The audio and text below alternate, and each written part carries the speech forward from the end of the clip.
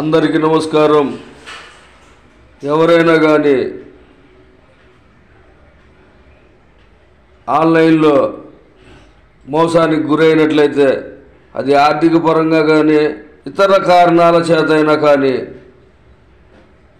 మోసానికి గురి అయ్యామని భావించిన వెంటనే 1930 అనే సైబర్ క్రైమ్ నివారణకు కేంద్ర ప్రభుత్వం ఏర్పాటు చేసిన ఫోన్ నంబరుకు ఫోన్ చేసి సత్వర న్యాయాన్ని పొందగలరు.